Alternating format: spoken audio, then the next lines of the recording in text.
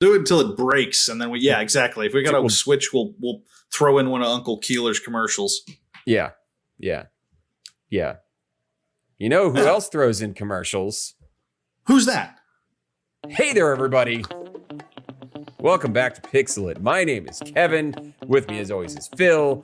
And today on the show, we are walking a tightrope, hoping our recording setup continues to work because it's given like 15 different errors over the past hour. So we'll see. We'll see if it works. Well, fuck it. But nothing will stop us from providing you people with quality content. We are going to talk about Shadowkeep. This is part 3 of our Shadowkeep series, the last part of our Shadowkeep series, because my book fell apart. I only have half of it. I can't finish the book. Is Kevin's copy of Shadowkeep existed for exactly as long as it needed to? That's all. The binding mystically dissolved. It just fell apart. The book shouted, my God, why have you forsaken me? And it is done, and it fell apart. Everything ended. Fell apart. I have nothing left. Nothing left. But Shadowkeep has ended, and that's the end of that. So yeah. All we have left are our memories of Shadowkeep. All we have left are memories of Shadowkeep gone by. Yeah. So, yeah. Anyway, so Phil, if you could start us off with a little bit of a recap on what happens last episode, that'd be great. Bet your sweet bippy I'll do that. Last episode, we started with Chapter 5, where we encountered a pack of hungry goblins attacking a caravan of reptilian bipeds. We had a fascinating discussion about who are people really, and came to the conclusion that apparently goblins are not people, while bipedal snake men are indeed people. So that happened. Our hero, Proctor, killed his first person, took his first life, found that it was super easy, but also super disagreeable. Difficult. He was not a fan. Deep down inside. That brought us to Chapter 6, where we are met with a caravan of people from Kep Basin, which is the town that exists beneath Shadowkeep. Basically, people are evacuating. It is a full-scale evacuation because apparently everybody knows that this demon is coming, and we're not running into a lot of heroes going the opposite direction, which I found kind of funny. No heroes. We are introduced to Norrell, who is the innkeeper of the town of Kep Basin, who's the only person who stayed behind. Big beefy man. He's a big beefy old man. He's just a big old beefy man. Big old beefy boy with his mighty meals. And Mighty Meals for Beefy Boys. That's our brand. and he's what a weird, I think might be the weirdest character in this book. Because his stance is basically that, I'm an innkeeper. I've been selling stuff. Basically, he's been selling his rooms to humans only because they happen to be the people who were passing by. He has no problem with assisting demons who might need a room for a day or two, or even 15 minutes. Of course. Hey, if you get your drifts there. Yeah. So, it brings us to Chapter 7, where they've had a large meal with Norrell, and he proceeds to give us to this. Now we've finished the book. I can positively say this was the weirdest part of the book. He gives Proctor, our protagonist, the weirdest sales pitch, basically just walks him through all this stuff that has been left behind by heroes. I kept waiting for it to connect to something, and it never did. It was literally just this weird guy with a what did you compare it to? It was it's Glen Shadow, Glen Keep. It's right, exactly. Yeah. Shadow Gary, Glen Keep. He's just trying to sell land and multifaceted jewels to this young man. It's the only thing they're not making any more of. Yeah. demon opals. Yeah. And we that leads us to them finally leaving Norrell, leaving Kep Basin, and entering into Shadowkeep. Finally, almost over halfway through the book, through hook or by crook, they make their way in. Meryl, what's her name again? Merrild. Merrild is basically earning her keep by knowing how to use riddles and figure her way through the puzzles that will get them in, that'll get them through. This continues through the book. She explains these feats to no one, thus keeping her importance to the party sound. I'm very weirded out by the fact that she is the only character who seems to whisper to people, and we as the reader are left entirely in the dark. And this is where we're introduced to that trope. Finally, we get into chapter 8, where we get our first fight with somebody in the Shadowkeep, a group of faceless sub-demons, more than humans, less than devil. Never really described. Never really. Yeah, kind of just vaguely horrifying things. They do a lot of fighting / running. Yep. And we get into a lot of traps. Our Rue friend proves to be an idiot on like a lot of situations, like just setting one trap off after the other in rapid succession, never learning his lesson. Never learning his lesson. And finally, he basically just makes it through the goodwill of his friends. And just a whole lot of luck, which seems to be his main stat, is luck. And then finally, the chapter ends. He didn't put it in intelligence or wisdom. Luck was not the dump stat for him. No, it was the only stat. And the chapter ends with them running away from a horde of angry trolls who are interested in consuming their flesh. Just, that is what it is. Flesh consumption. That's, it's good. It's the name of the game. Yeah. And that brings us to chapter 9 of Shadowkeep. And in chapter 9, basically chapter 8 ended with Srannel like screaming from another room or making a sound. And in chapter 9, it's a false alarm. Srannel's fine. Yeah. We don't get to see him horribly dismembered like we were all keeping our fingers crossed. No, he's fine. He found a skull cap hidden behind some sort of clear crystal. Kind of their description of it almost makes me think of the like transparent aluminum from Star Trek. Which is what the windows are made out of in Star Trek. It's not glass, it's transparent aluminum. So yeah, I was just reminded of that briefly.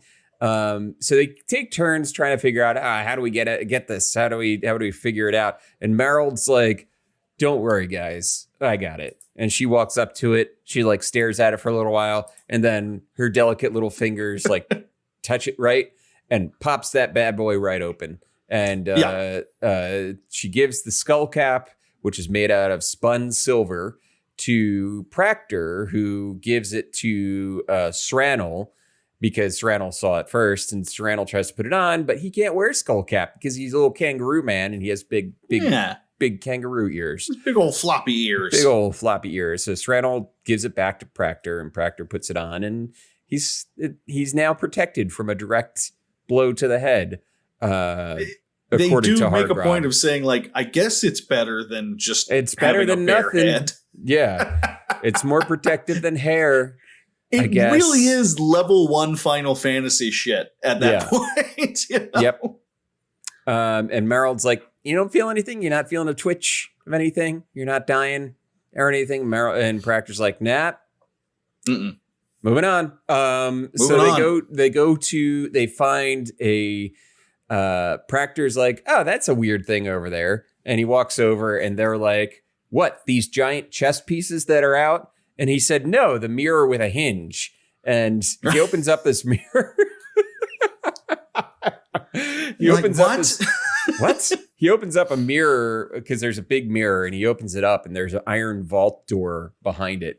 And basically, they spend a good amount of time trying to figure out what what is this? What's going on? And they're like, well, maybe it's a puzzle. Maybe we have to move the chess pieces around to solve it. And the chess pieces aren't actually there. They are just ethereal projections of chess pieces. Which is a theme we run into a lot. We run into it a book. few times. Is like things that you see aren't actually there. So they can't touch the chess pieces, and they're like, all right, well, we got to go. Like, we're not figuring this out right now. Sranel is like, but Mom. And they continue on their merry way. And along the way, Merrill finds a stick. She finds a stick. Finds a stick. It looks like a stick. Sranel and Proctor are like, why? And she's like, it's got writing on it. And it's got runes. It's got runes, and I don't know the language, so that's neat. Which look, if I was a dungeon crawler, I'd be insufferable for that very reason. I'd be like, I think it's neat. I'm keeping it. It's the Skyrim, you just pick everything. You just steal it all. Pick it all up. Empty body into backpack. Yep. The end. Yep, exactly. You're just hitting E for take all, and you're not really discerning what's on the body. I'll deal with it later. I'll figure out if this is... I picked up the quest item. I didn't notice. Right. Like, I can't move. Why is it? Oh, I've got 97 leather vests in my backpack. Being under encumbered is for cowards. That's playing true easy mode, my friend. That's playing true easy mode. You want actually being choosy on what you pick up. You want a man's game that'll put some hair on your chest. Steal everything. What kind of luxurious life you must have? Yeah, my Skyrim character carries the world on his back. So anyway, she finds a stick. It's kind of neat, and they move on. They get to they basically reach the end of the hallway, and there's just a black wall at the end, and it's just like it is so black. It's like Vanta black. You cannot see any. There's just they're like, well, what are we gonna do? And Hargrad was like, well, I didn't want to say anything, but the trolls are coming. Yeah, Hargrad, I swear to God, man, maybe speak up. It's like, I didn't want to ruin the moment, but the trolls did find their way through the wall of flashing colors, and they're on the way. Yeah. So we better move. So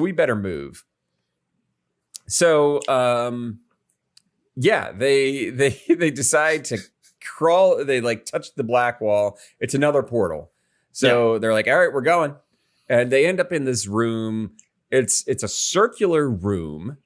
And this scene was kind of neat because of what happened. So it's a circular room. In the center, there is a pool of murky water with a stick. Sticks are a recurring theme here. It's actually more of it's clearly more of like a walking stick. It's like the first thing she finds looks like just a branch or whatever you snap off a tree. This looks like an actual walking stick. It looks like it has purpose. I had it. They never described it as such, but I had it in my head that it was like a shillelagh or something like that. Just kind of gnarled stick. Yeah. It also has the writing, similar writing on it that the other stick has.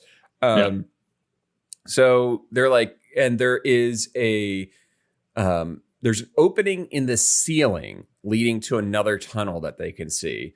So they're like, all right, well, we're going to get across there, and we're going to jump on Hargrad's shoulder, and then we're going to have to pull him up. Like, plan. Okay. Right.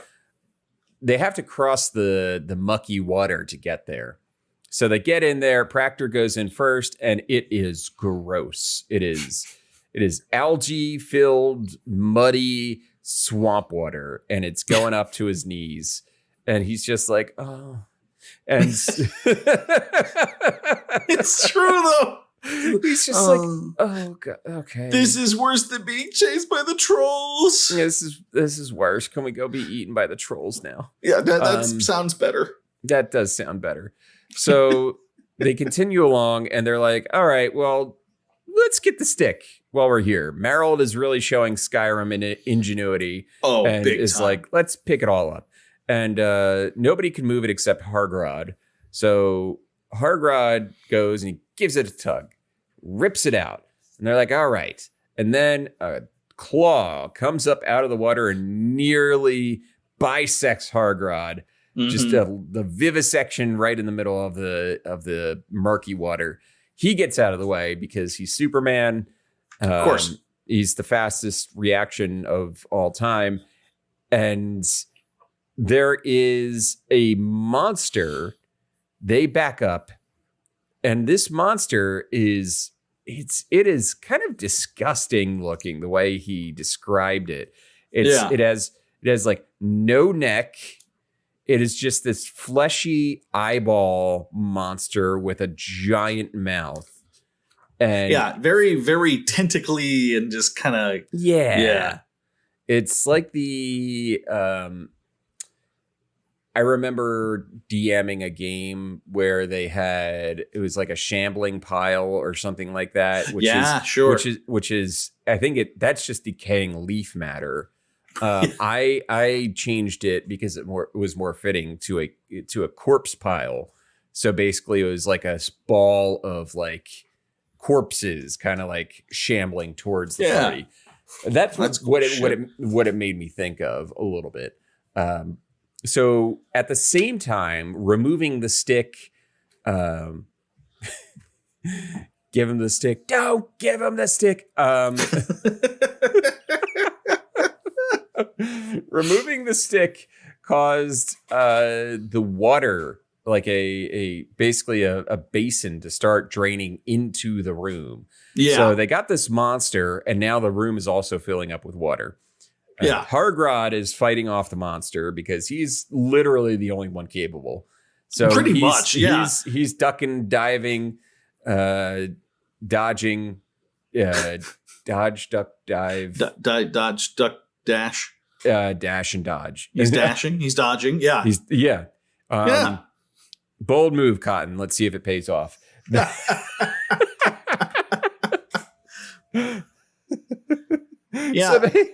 It's like this double whammy of just like well, you know what it is? It's the trash compactor scene in Star Wars. It is. It's very much the trash compactor scene. Yeah. You've got the environmental hazard while you're fighting off a horrible tentacle monster. Yes. You don't get a good look at it. I will say that for Alan Dean Foster with his monsters, sometimes we don't get any description at all. Like the demonette kind of things.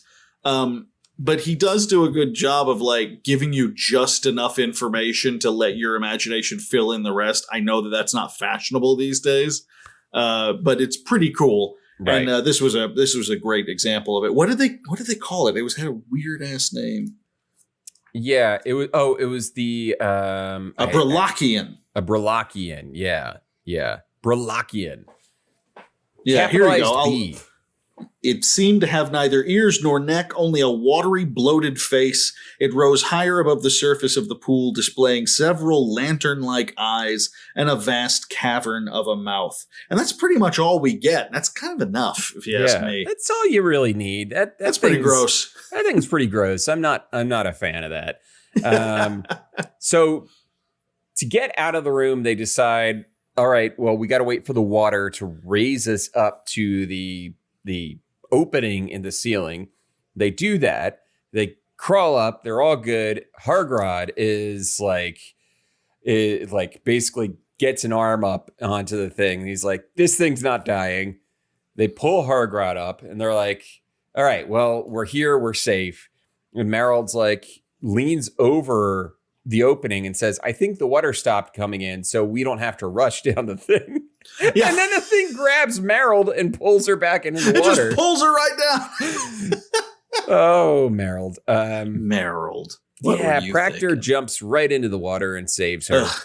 Proctor. He uses his sword to slice at the thing. It doesn't really do anything.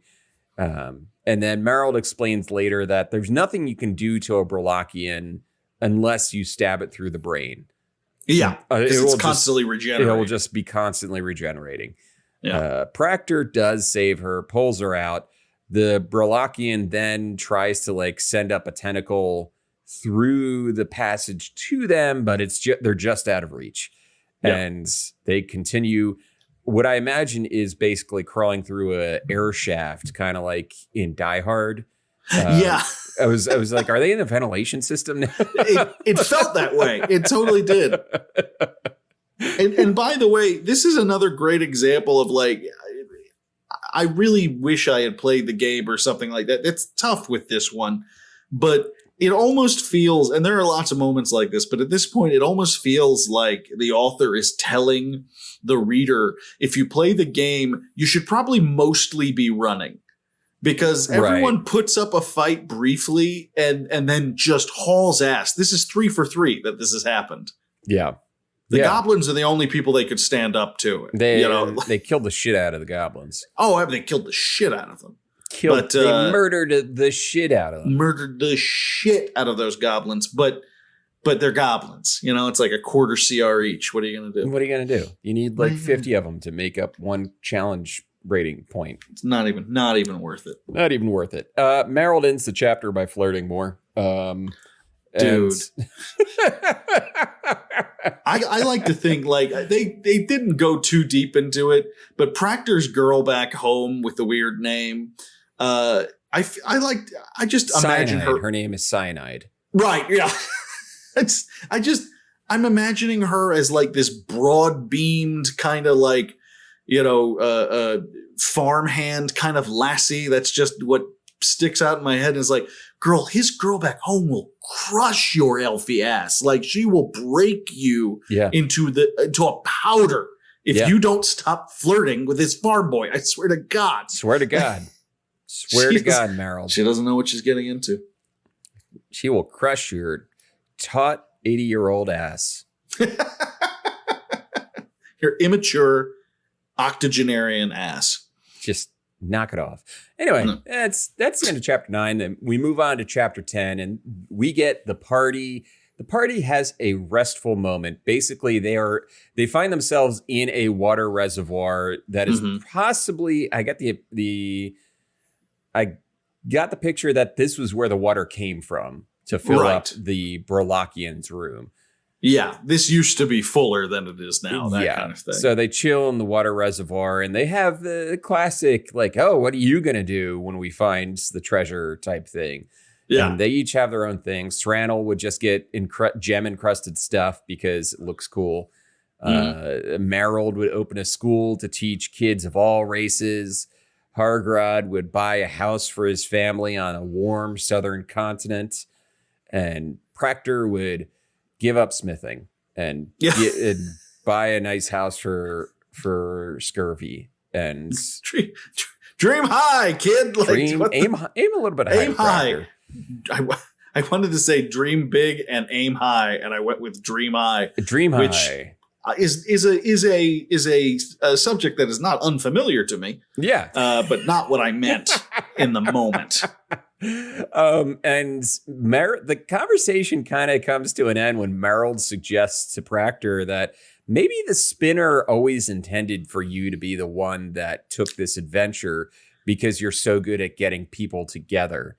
And Meryl and Proctor's like, meh, I don't like that concept because it takes away my agency. He doesn't say that, but he says that in so much of a huff. That's what he means. That's what he means. Yeah. Which is an interesting idea. Foster likes to throw in, like, in what is actually otherwise just kind of a fairly standard dungeon crawl. Yeah. We don't dwell on it. We don't get too deep into it. But yes, we have talked about whether or not a goblin's a human being or a person. Yes, we have talked about the fact that you feel hollow and empty by killing somebody dead. Yes, we have talked about agency and, a clever idea of like, he wasn't actually looking for your blacksmith boss at all. He was just, he was trying to get the right people surrounding him into this fight. And that's how you did it. And I don't really buy that argument, for the record, because the spinner kind of The spinner seemed to have his own self-esteem issues. The spinner doth correctly. protest too much for that to be the case. Yeah. I like to think that the spinner, like if he was there, he would have been like, yeah, that's she's right. Totally. Yeah. That's absolutely what I meant to do. So you figured it out. This is the Meryl's is kind of annoying chapter. So Meryl says that to Proctor, and Proctor gets huffy, and then she plays a joke on Hargrod for really no reason. None. Hargrod's like, oh, how do we open this door? And she's like, oh, let me cast a magic spell. And she pretends to cast a magic spell and then just opens the door and says it was unlocked. Yeah. It was like Hargrod doesn't deserve that. He didn't do anything. Like if anyone you want to do that to, it's the friggin' Rue. Like he's, Hargrod's been nothing. Hargrod literally risked his life. Hargrod's just the now, only reason that you guys are alive at the moment. He is such an effective tank. As we brought up last time, like he is very many levels ahead of them. It's and I do. It's like the graph is like the more she talks, the more annoying she becomes. Yeah. Like at first it was like, oh, she's mysterious and interesting and she uses her brain. That's cool. That's an interesting She's character. super smart as a whip, knows her way around things. And then it's like, well, you are just kind of being mean to people a lot too. Right. You're just kind of, which they said is like a trait of the Thaladar people, I guess. Yeah. But is kind of being, hoity-toity and condescending. But yes, that's in the exactly last few word. chapters of the book, she really turns it up to 11. Oh my God. Yeah. Like it doesn't go down from here. She really gets more and more condescending as this goes on. As in the next scene, they come into a room with broken furniture and a chest, and Sranel opens the chest and there's nothing but junk until the chest explodes in a giant fireball and throws like everybody aside. And, then Meryl spends like 2 pages Socratically talking them through. Well, why might this be like this? You're just not observing well enough. And Sranel is just about to like stab her in the throat, I think. Right. At this point. He's so sick of her. She's like, hey, remember when you went after things that are valuable and a trap went off, but like, wouldn't it make sense then that if something seems kind of mundane, it would, and then she falls and starts bleeding, and we see a bipedal kangaroo man with a sharpened screwdriver standing above her. Yeah. And nothing of value is lost.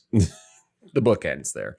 The book ends. That's it. That's the whole book. Meryl basically walks them through and then finally gets to the point of like, look over there where there's a bigger pile of junk than everywhere else. And they move aside the pile of junk and there's an iron door behind it. Like, Meryl, we already know you're smart.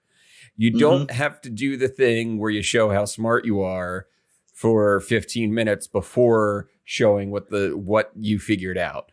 And before so intelligently figuring out that maybe the pile of shit is covering a door. Yeah. Like, I don't think we needed a sage for that. We needed a cleanup crew. Yeah. So they and then she continues on the same thing where Sranel is about to touch the door and she's like, oh my good Rue. And it takes like another 2 paragraphs to explain like why he shouldn't touch it. And he's like, what are you talking about? And then she spits on the handle and it sizzles because the handle is hot. And then she spits on the Rue and calls him a dirty mudblood. And and the book ends. And the book ends.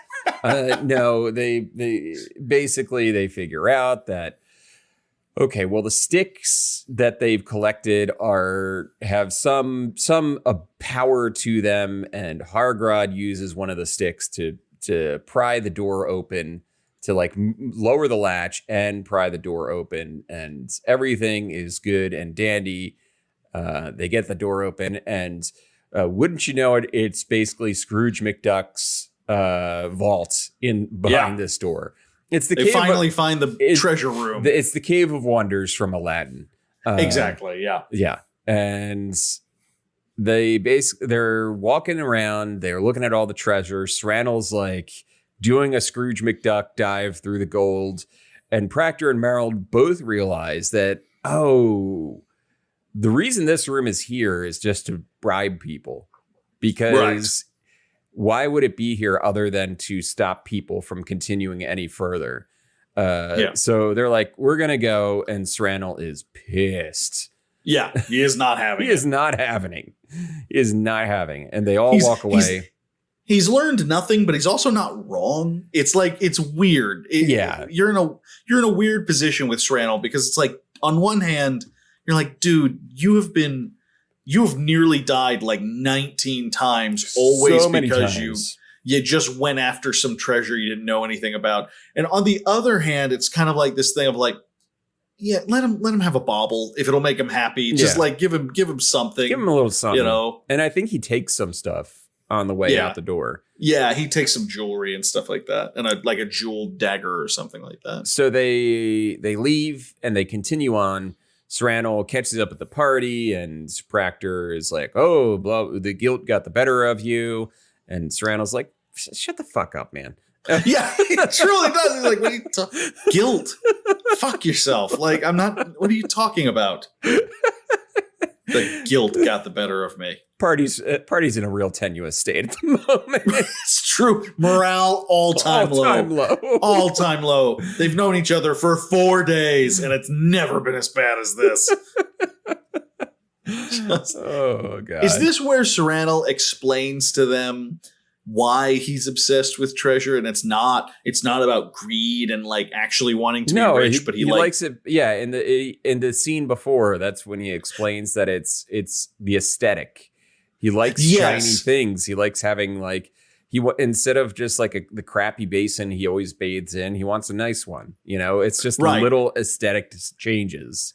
It's like, you just want to go to him and be like, you are literally talking about being rich. Like that is no different whatsoever. That is just having nice things is what rich is. It's like I don't have it's not that I have to be opulently wealthy and have a ruby encrusted catalog. I just look like I'm opulently wealthy. But wouldn't it would just look better if I had I just like the aesthetic of being rich more than the aesthetic of being poor. That's all.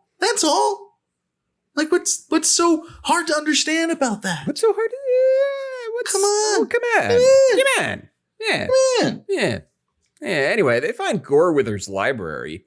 Yes, they do. They do. And Merrill's, I mean, this is the most excited you're going to get Merrill's. This is her treasure room.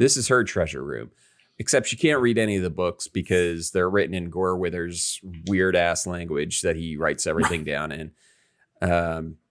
So they just start looking around. She's like, well, maybe he had a diary or something that he was. Oh, I love this scene so much. And they eventually find a diary and there's nothing in it.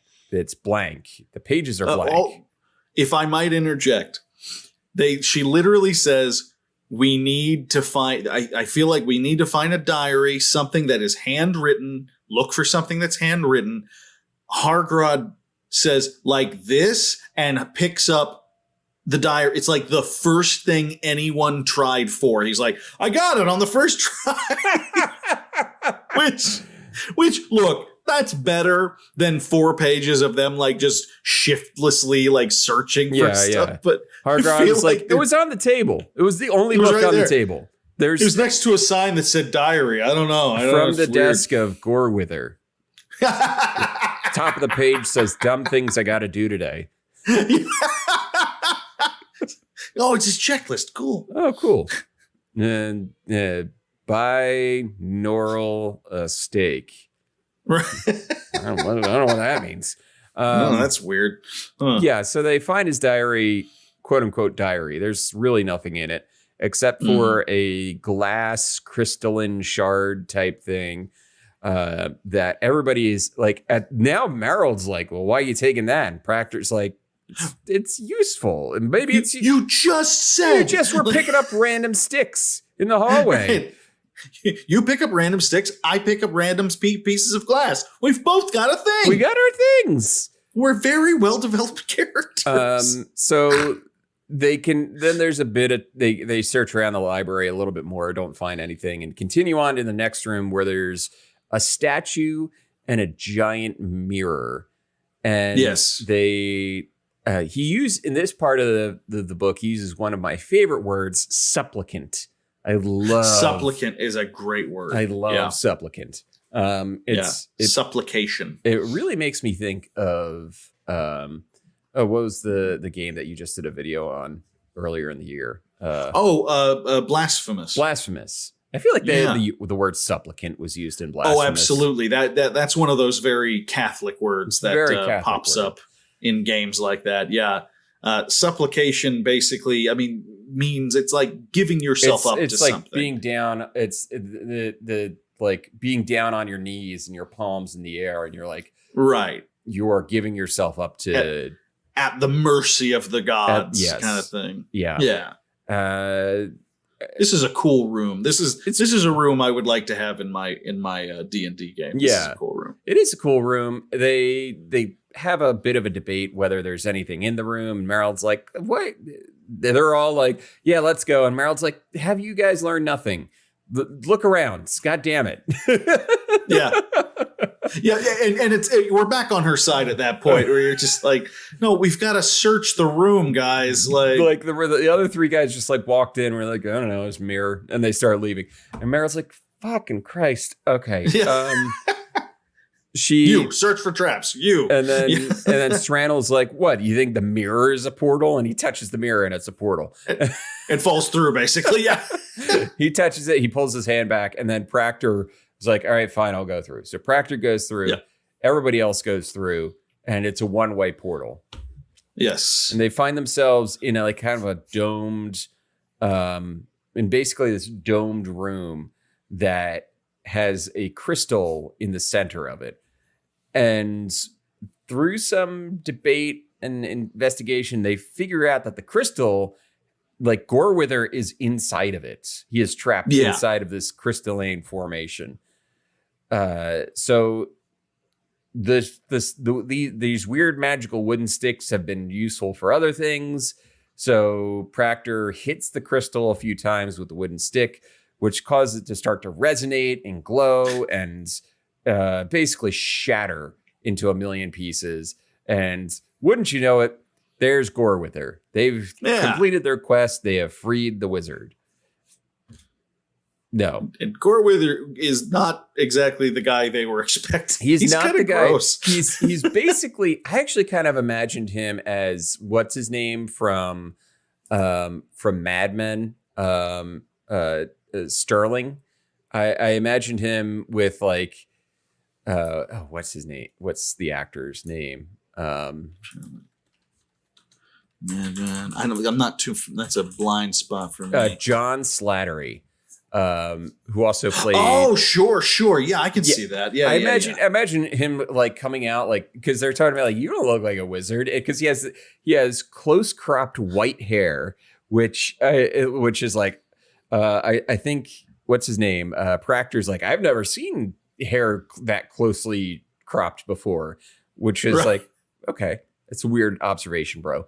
So it's kind of a weird thing to say, but okay, sure. But yeah, he's got like he's got like a high and tight silver haircut, and he's coming out like a silver fox, just like fuck, a couple hundred years in that thing. Anyway, and he starts like gathering up crystal shards, and they're like, "What are you doing?" And he's like, "Yeah, I know, I'm Gorewither." And they're like, "Oh, okay, we've done it. You could go kill." So we're good, right? Good, right? This is it. He's like, "Oh no, I'm dead." And they're like, "What? Can you say that again?" He's like, "No, I'm very." That just sounds like it sounds just like he was like, "I don't want to do. No, I'm not in. Oh no, I'm fading away." This is. He's like, "Oh no, I'm on another plane right now. The me of this plane is very much dead. This is just my essence. It was trapped here by the dude, and I'm probably not going to last very long. I got to cross over at some point." And they're like, "Fuck." And he's like, yeah, okay. So he gathers up a bunch of crystals, and he casts the spell on the little crystal chunk. and he gives it to Proctor, and he's like, here, take this. It'll be useful. And then he basically whispers something in Meryl's ear, and he's like, yeah. And Gorewither's like, y'all have been lovely. Thank you for getting me out of the crystal thing. Did not like the past couple hundred years that I've been stuck in there. Peace, I'm out. And then he basically fades into oblivion. He just, yeah. Now, let me, this is not the only time that Meryl either whispers something to somebody or has something whispered to her. And this to me, and we're going to get to it, but I just want to put a pin in this now, where this is like, I had a hard time imagining how long he was whispering to her based on what's going to come up based later. on what she does. Yeah. Yes, exactly. So she starts gathering up some crystals, and she takes them over to the spinny wheelie thing that they find at the far end of the room, which is similar to the spinny wheelie thing that they found down in the barracks, I believe. And she's like, oh, yeah, he told me how to use this thing. And she puts in some crystals to charge it, and she starts spinning the wheel, and they all got to hold hands while they stand around it. And the room starts spinning around them. And wouldn't you know it, they have been teleported to the throne room of the castle. And it's massive. It is a gigantic throne room. There are windows in this throne room bigger than any of the buildings that what's his face Proctor has ever seen before. It's just this gigantic structure. And in the middle of the room, at the foot of this grotesque, gigantic statue, it's just a statue. This grotesque, gigantic statue sitting in a throne is basically Dante from Devil May Cry, but like 8 feet tall. That's kind of how I pictured him in my head. Yeah. Let's see if I can find it. It was like for this guy supposed to be him. He's meant to be a demon kind of guy, and it just he's like he looks like a man, but he has lizard eyes. Right? Yeah, that's it. That's really it. Like so, I just popped lizard Dante eyes from Devil May Cry in there, and it was good to go. You know, I'm happy with that. That'll do. Yeah, why not? They approach and they have a little tete-a-tete. They have some words. They exchange words. And he's like, I'm fascinated that you guys got in here, but you guys are going to go pretty quickly. And he calls his guards and they start this is the beginning of the end. They have their final showdown starting here. And Hargrod barks out the orders. They form a defensive triangle around Meryl, and they just start fighting off these little gremlin-y, demon-y dudes, slicing them down. And they kill everything. They kill everything. And the demon guy on the throne, who we're calling Dalbrad for now. Sure. Yeah. He's like, he does the Thanos thing and says, I'll do it myself. And he hops off the throne and immediately kills Serranel. Just so quick. Oh, just kills the shit out of him. So quick, kills the shit out of him. Just...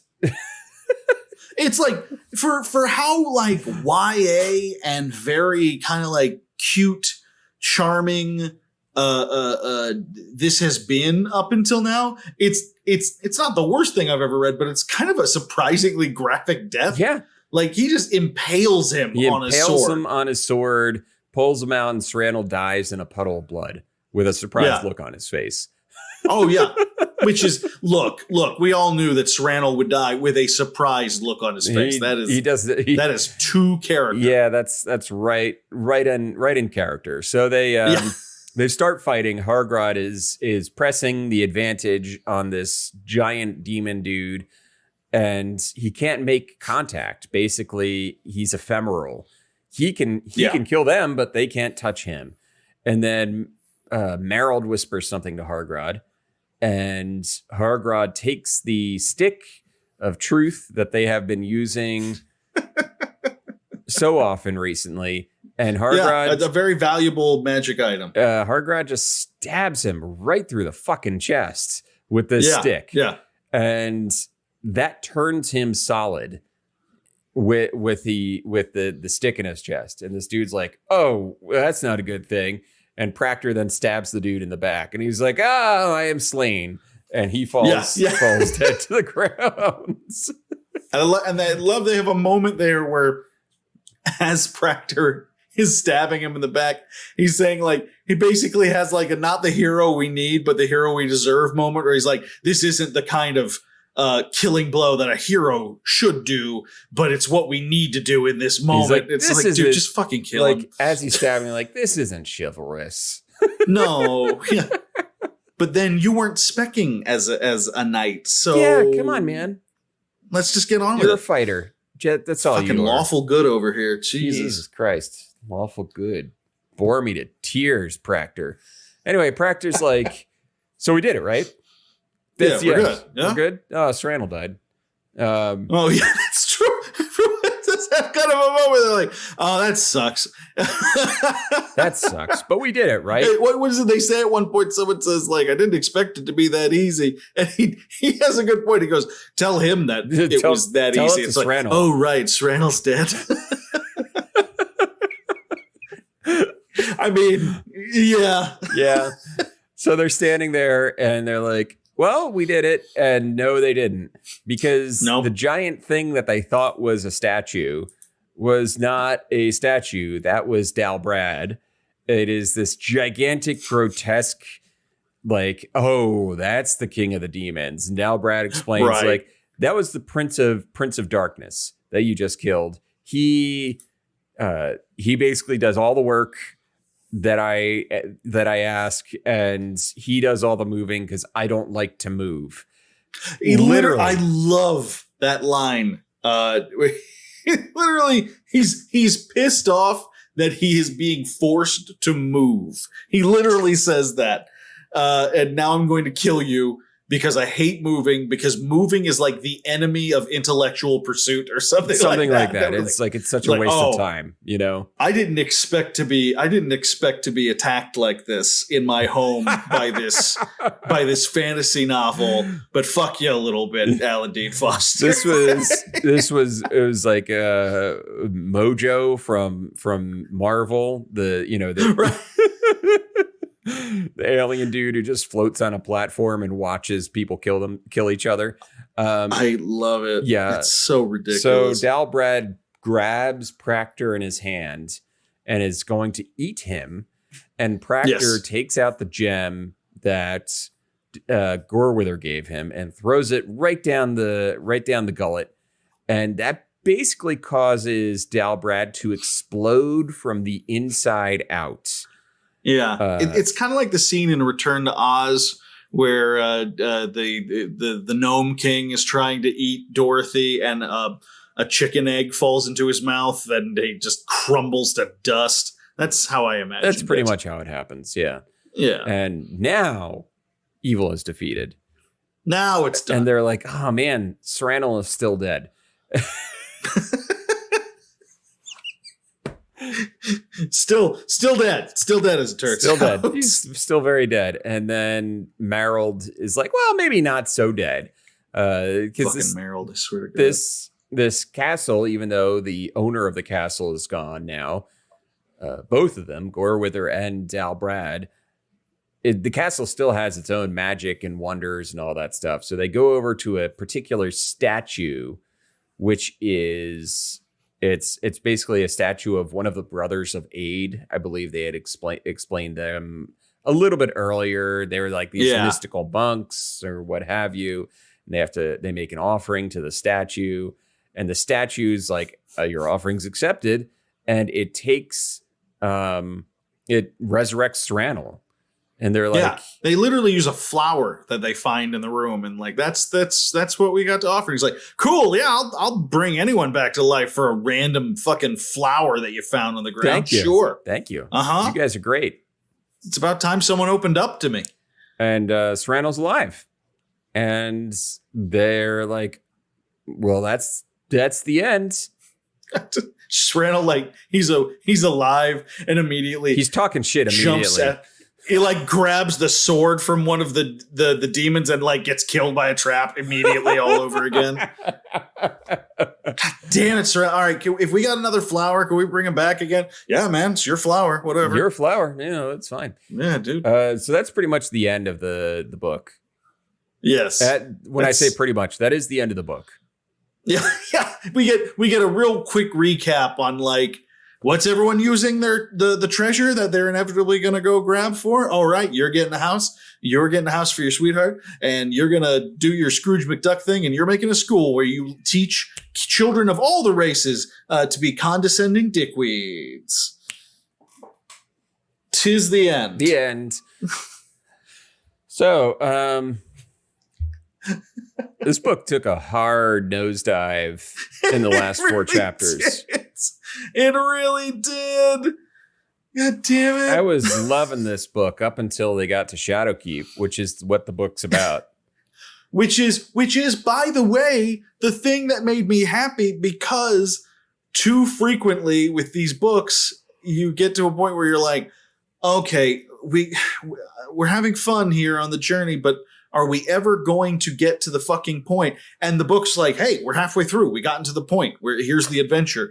And you're like, thank you. And then like 5 pages in, you're like, oh no. Yeah. I was enjoying this much more when it was like The Hobbit. Yeah, it was very fun.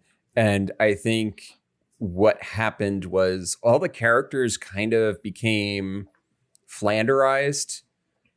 Yeah. Once they got to Shadowkeep. So all of their worst characteristics became the only thing about them. Yeah. So Srannel was he was a rogue's rogue. All he cared about was the gold. And Merrill was the know-it-all. And Proctor was the naive leader who just was like... He's Leonardo. He's the Leonardo. And Hargrod was the only one doing his fucking job without... Hargrod was the competent one. Competence. How about that? He brought a lot of competence, and he Flanderized into even more competence. Right. Yeah, so that's kind of my issue with the book as we go through Shadowkeep, where it felt neat, and then there was a bunch of things that felt like they were being set up that just never paid off in any measurable way. There's the innkeeper, the mysterious innkeeper, Norrell, with all the stuff that he had in the back. I thought that something was going to come of that. We get all these little tokens and stuff like that are picked up in Shadowkeep that never come back around. And that actually brings me to my question. Now, having said that we have not played this game, is it possible that this is meant to be tie-ins to the game itself, and it was meant to like be hints along the way somehow? Yeah, references to stuff that happened in the game. Perhaps. Right. I don't know. And that's the thing, is that there isn't enough information about the game. It is available on My Abandonware to download, as pending that you have a Apple II emulator somewhere lying about. Right. Which I'm sure is not that hard to find out on the internet, but and if you look up online, most people only play like 20 minutes of the game, which I think is only a portion of the game. If you find videos, I can't imagine. Yeah. So that's the thing, is I don't know enough about the game itself to say confidently that these are not references to the players of what you're supposed to do in certain situations, or hints as to like how to kill something or what have you. I don't know. Yeah. That being said, a lot of these little things they felt like setups, and then they had no payoffs. Absolutely. Yeah.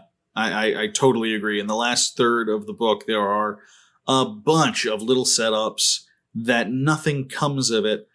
I also found myself very annoyed with how frequently we had this is along the same line where we had information that was clearly kept between usually Merrill and somebody else. Right. And it's never explained. It's just this coy little like, well, this is something I know. It's like, but God, come on.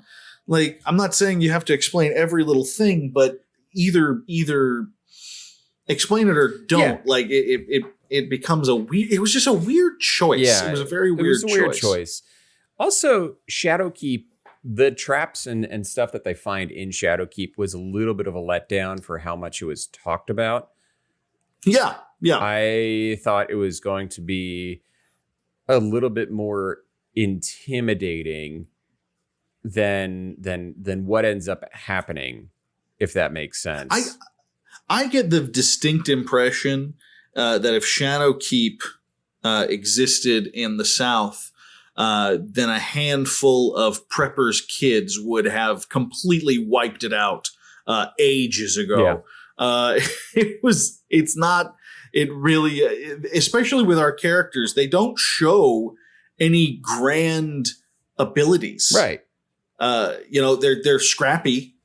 It is. But if that's all it takes, then why did we need an interdimensional character to come and choose somebody to go in and end this thing? It didn't feel like it took the stuff with it was a level 3 adventure at best. Yeah, definitely. It was a starter. It was a starting adventure that it tests low level characters on within the confines of a much larger campaign. Big time. Absolutely. 100%. That is how I view the castle of Shadowkeep itself. Yeah. Absolutely. This, Temple of Elemental Evil, this is not. No. This is barely Lost Mines of Phandelver. Right. It's just, it gets, like I said before, I think this book was at its best when we were in the Hobbit mode, where it was like the real Shadowkeep was the friends we made along the way. When we were building the world, that was where that was so much fun. That was where the book was at its best. And I felt like this is a book that could have been One Piece. I think it's a book that could have been much, much longer, possibly twice as long, with a little bit more worlds building in there, but also just more Shadowkeep and just a little bit more interesting Shadowkeep. We could have had like a third of the book be gathering the party. And then, and like this, that would have been a good book, this twisting, turning maze of a place with intricate, basically take a really good dungeon crawl and novelize and write it down. Yeah. Yeah. Which I think on its face, this was what it was meant. That was the idea. Right. But either, I said before that this book is very much a product of its time. Sure. With the fantasy, and I stand by that with the fantasy part, but based on what I suspect, I have to give the benefit of the doubt and assume that this is meant to be read in conjunction with the game on some level. And if that's the case, then it's doubly a product of its time. Yes, exactly. Yeah. No, that makes sense. I think it would be worth. Maybe we'll ask the man about it. Maybe we'll ask. Maybe. I don't know. Maybe it's distinctly possible. Maybe we can ask Alan Dean Foster what There's only one way to find out. One way to find out. By asking him. Wink. What are we being coy about? We're like Merrill in that fun book we just finished. We're like Merrills. It's like the new Sex and the City. You're such a Merrill. What are you playing? I haven't been able to play as much this week because of moving and stuff. You guys might know that my office is like growing around me. But I did get a chance to play one really interesting little indie game that I highly recommend, called Save Room. And this is, I think it's like a few bucks. The game is literally taking the grid-based inventory system of Resident Evil and turns it into a puzzle game. Oh, that's so cool. It's really neat. Like, so you have your grid with your inventory, and you have a bunch of items, and you have to, by hook or by crook, get them all fitted into the grid. And some of the items you can use, some you can combine with each other. Others just have they take up weird, shapes and sizes in it. And you just have to figure out what works best. It took me like a handful of hours to like fully beat it. But I basically took care of it in like 2 sittings, right? Because I just couldn't stop. I was like, this appeals in a very real way to the puzzle part of my brain. And the aesthetic is totally Resident Evil, like the font, everything from the font to the items, there are herbs and stuff like that. And it's just a really neat, very simple puzzle game that, takes you a few hours. And I had a blast with it. It was cool. So much fun. It cost a few bucks. That sounds fun. I might have to check that out. Yeah, it was super fun. Save Room. I highly recommend on Steam? it. Yep, totally. Cool. In terms of what I've been playing, I finally polished off all the current achievements on Vampire Survivors. That's so Achievement Twins. So we'll see if that happens, if that stays fine until when they do the 1.0 update. Fucking game. Yeah, they're just probably going to add a few more achievements and take my little blue ribbon away that I have on Steam. It's that ribbon is such it's so good. It feels so good. It feels so good once you get that blue ribbon. It's actually the first game that I got the blue ribbon on for Steam. Awesome. And I was like, so that's why there's a little outline of a ribbon next to achievements. Never knew that. I love it.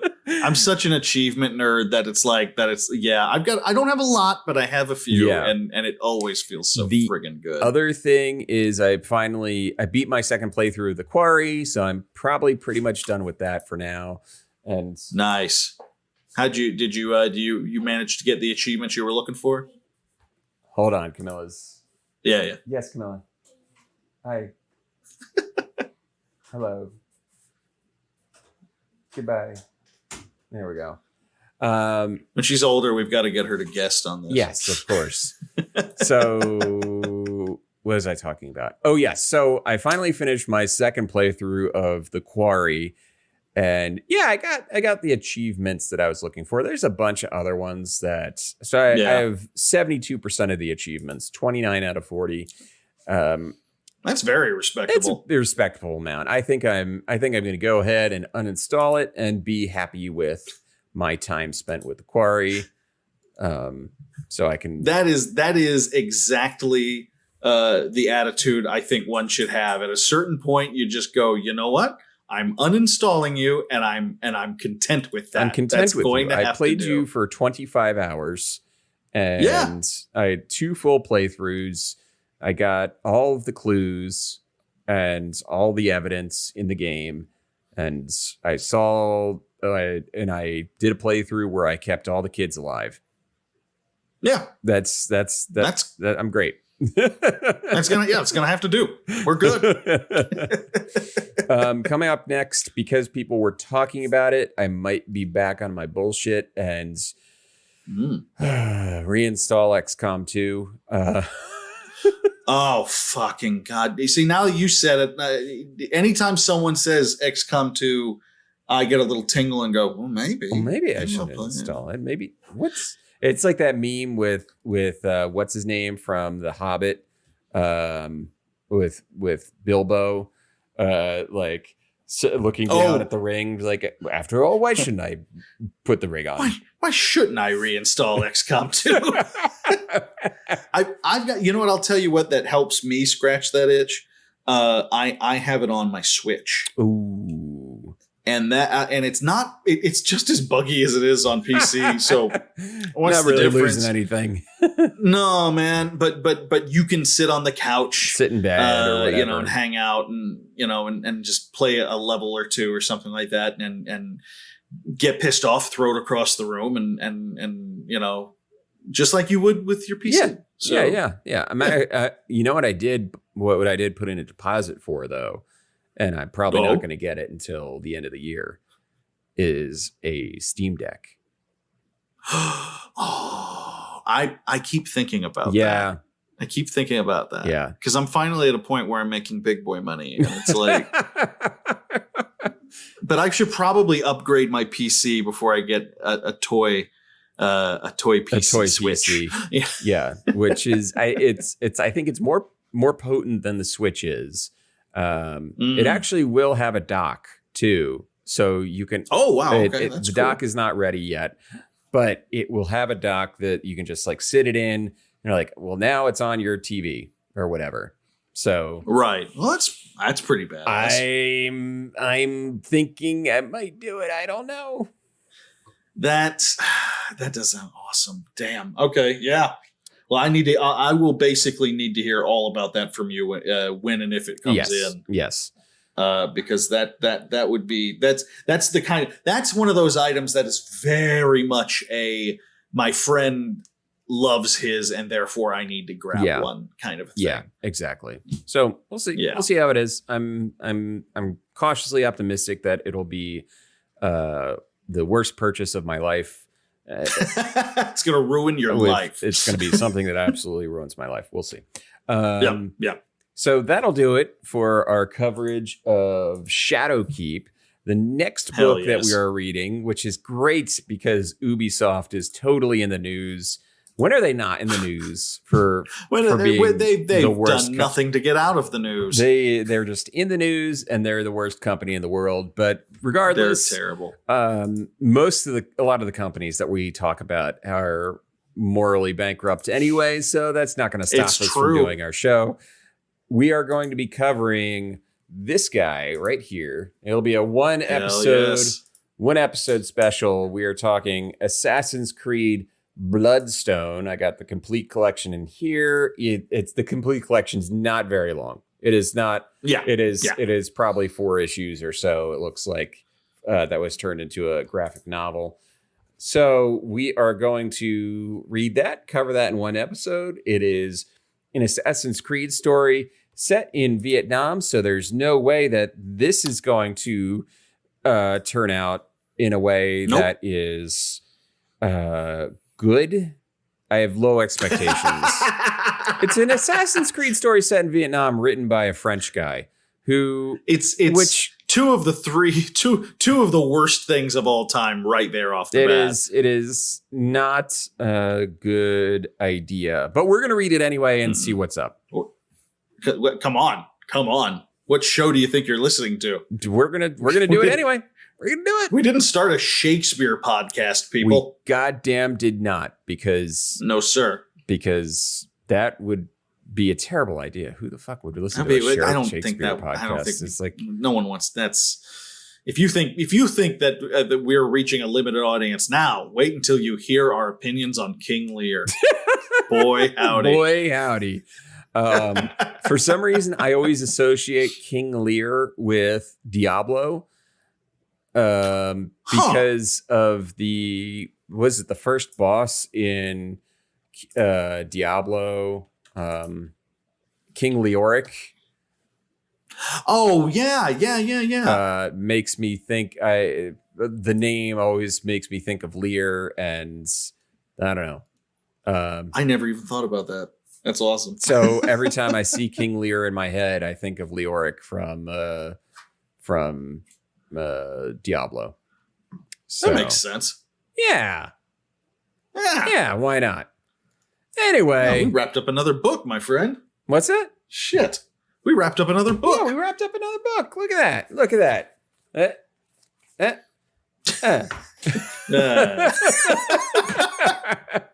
For those of you watching on YouTube, you're missing those of you watching on YouTube saw what I did. Those of you listening, are missing all the bits that I'm doing with my. For those of you who are listening at home, Kevin tossed his book into the air and it exploded and became two doves that flew in opposite directions. Yeah. It's beautiful. Eat your art out. What's his name? Who's the director that? You talking about Jet Li?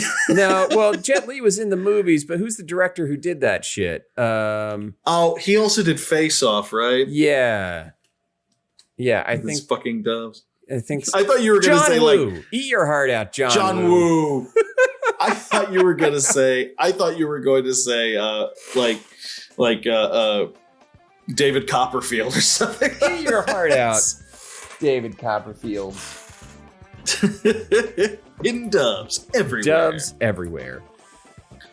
Anyway, follow us on our socials, PixelLit Pod on Twitter and Instagram. And then go ahead to our website, pixelitpod.com. You can find links to our Discord, as well as our Steam group, where we are curating only the finest reviews for the games that we mention on What Are You Playing? Now, there are 15 people in there, and it makes me so happy. 15 people in the Steam group. It's so nice. But that'll do it for tonight's episode. Thank you so much for listening, and have a good night, everyone. Bye-bye.